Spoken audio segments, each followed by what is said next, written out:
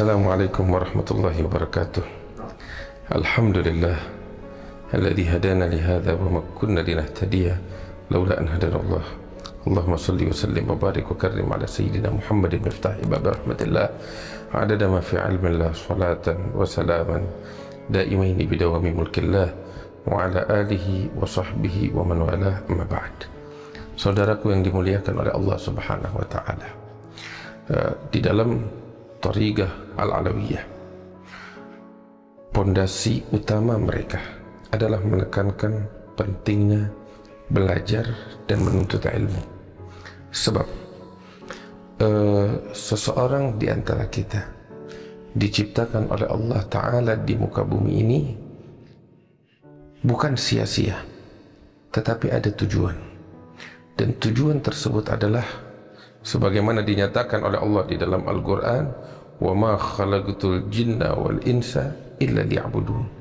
Kami tidak ciptakan jin dan manusia melainkan hanya untuk menghamba kepada Allah, mengabdi kepada Allah,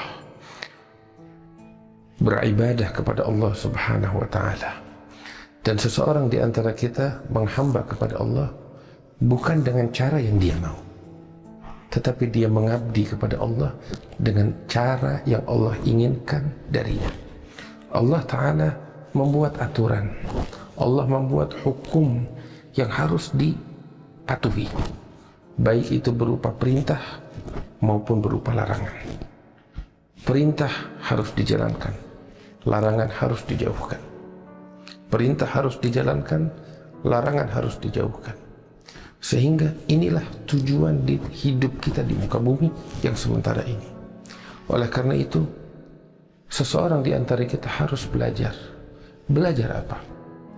Belajar atau mempelajari atau mencari tahu tentang hukum-hukum Allah untuk dia jalankan, agar dia dapat menghamba kepada Allah sebagaimana yang Allah inginkan darinya. Dia menghamba kepada Allah dengan sebenar-benarnya penghambaan. Bagaimana dia ingin menghamba kepada Allah apabila dia tidak mengetahui hukum yang dibuat oleh Allah? Bagaimana dia ingin mentaati perintah Allah jika dia tidak mengetahui apa perintah yang Allah perintahkan kepadanya? Bagaimana dia mampu menjauhi larangan jika dia tidak mengetahui larangan yang dilarang oleh Allah Subhanahu wa taala sehingga dia jauhi setelah itu? Saudaraku yang dimuliakan oleh Allah Subhanahu wa taala, dari sini Nabi besar Muhammad sallallahu alaihi wasallam beliau mengatakan, talabul ilmi faridatun ala kulli muslim. Menuntut ilmu hukumnya wajib bagi setiap muslim. Setiap orang Islam, setiap orang yang mengakui ketuhanan Allah, maka dia akan menyadari tentang tujuan hidupnya untuk menghamba kepada Allah. Sehingga ketika dia menjadi seorang muslim yang tahu tujuan hidupnya untuk menghamba kepada Allah, dia dituntut untuk belajar tentang hukum-hukum Allah. Nabi mengatakan menuntut ilmu hukumnya wajib bagi setiap muslim.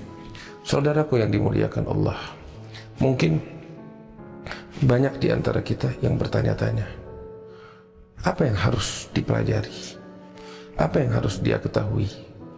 Dan beberapa lagi mengatakan dirinya setelah umur telah berlalu, waktu telah terlambat, nggak ada waktu lagi untuk belajar.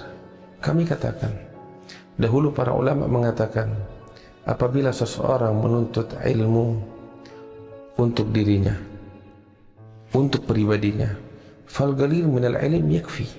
Sedikit dari ilmu cukup baginya sebagai modal untuk menghamba kepada Allah, menjalankan perintah Allah dan menjauhi larangan Allah.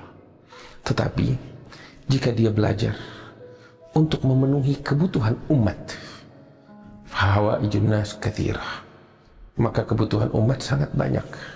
Oleh karena itu, dalam hal ini kita harus melihat diri kita. Kita di dalam kelompok yang mana?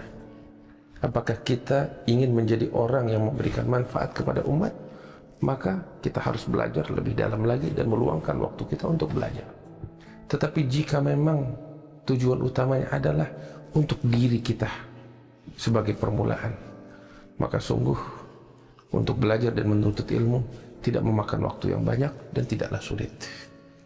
Al-Imam Ahmad bin Zain al-Habsyi, salah seorang ulama besar di masanya, salah satu tokoh sentral daripada Thariqah Al-Alawiyah, murid daripada Al-Habib Abdullah bin Abdul Haddad. Beliau itu merangkum suatu kitab yang sangat berkah dan sangat bermanfaat. Di dalam kitab ini beliau rangkum segala hal yang wajib dipelajari oleh seorang mukmin sebagai bekal utama dia untuk menghamba kepada Allah Subhanahu wa taala. Semua kewajiban dirangkum di dalam kitab yang ringkas tersebut yang dikenal dengan sebutan kitab Ar-Risalatul Jami'ah, risalah yang lengkap. Kitab Risalatul Jami'ah ini dibagi menjadi 3 bagian oleh Al-Habib Ahmad bin Zaid Al-Habsyi. Dia tidak lebih dari 10 halaman, lebih kurang. Bagian pertama berbicara tentang akidah, tauhid, keyakinan yang harus dianut oleh setiap orang-orang beriman kepada Allah Subhanahu wa taala. Itu bagian pertama. Bagian kedua adalah tentang fikih ibadah, di mana kita sekarang, kita seorang hamba adalah wajib sholat 5 waktu, puasa, zakat, haji dan lain sebagainya. Kewajiban ini dirangkum singkat padat di dalam beberapa halaman oleh Habib Ahmad bin Zaid Al-Habsyi. Itu bagian kedua di dalam ilmu fikih.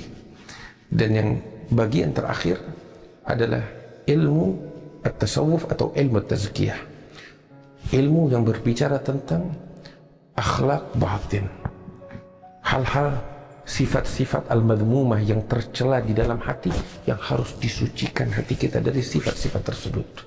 Dan sifat-sifat yang mulia yang dianjurkan oleh Allah terkait dengan hati dan batin, sehingga setiap muslim harus memiliki sifat mulia tersebut di dalam hatinya. Ini 3 bagian secara ringkas, tidak lebih dari 10 halaman, dan apabila seseorang bersungguh-sungguh untuk mempelajarinya, gak lebih dari 1 bulan dia akan memahami perintah Allah Subhanahu wa taala. Bahkan Al-Habib Ahmad bin Zaid Al-Habsyi, beliau itu pernah mengatakan di dalam kitab tersebut, di dalam muqaddimah tersebut, di muqaddimah dari pada kitab Ar-Risalah Al-Jami'ah, beliau katakan, man arafaha wa amila biha narjuduhu min Allah an yakuna min ahli al-ilm zahiran wa batinah. Barang siapa yang mempelajari kitab ini, kitab Risalatul Jami'ah, dan dia menjalankannya, sebab tujuan daripada ilmu ini adalah bagaimana dia menjalankannya menjadi hamba kepada Allah, bertakwa, menjalankan perintah dan menjauhi larangan. Dia pelajari kitab ini dan dia jalankan, maka kami mohon kepada Allah. Al-Habib Ahmad bin Zaid, seorang ulama, seorang wali besar, berdoa, kami mohon kepada Allah untuk orang ini agar dijadikan oleh Allah sebagai seorang yang berilmu, ilmu yang zahir dan ilmu yang batin. Oleh karena itu, dahulu guru-guru kami dari Sadatul Alawiyin, mereka menganjurkan kepada kami dan kepada murid-murid untuk menghafal kitab Risalatul Jami'ah sebagai pondasi pertama bagi mereka yang menempuh jalan At-Thariqah Al-Alawiyah. Kitab yang ringkas, singkat, padat, dan penuh keberkahan dari Allah Subhanahu wa taala. Dan kitab ini bisa dipelajari oleh pemula, oleh anak-anak kecil maupun remaja yang masih muda, bahkan orang-orang tua pun tidak mengenal usia dan tidak memakan waktu yang lama untuk menghamba kepada Allah dengan sebenar-benarnya penghambaan. Inilah yang bisa saya sampaikan, mudah-mudahan bermanfaat untuk kita sekalian. Mudah-mudahan Allah Subhanahu wa taala memberikan kemudahan kepada kita untuk menempuh jalan yang ditempuh oleh orang-orang yang bertakwa, dari mereka Sadatul Alawiyin, orang-orang yang menghamba kepada Allah dengan sebenar-benarnya penghambaan. Rabbi fanfa'na bi barakatihim wahdinal husna bi hurmatihim wa amitna fi tariqatihim wa mu'afatihim minal fitani wa sallallahu ala sayyidina Muhammadin an-nabiyil ummi wa ala alihi wa sahbihi wasallam walhamdulillahi rabbil alamin. Wassalamu alaikum warahmatullahi wabarakatuh.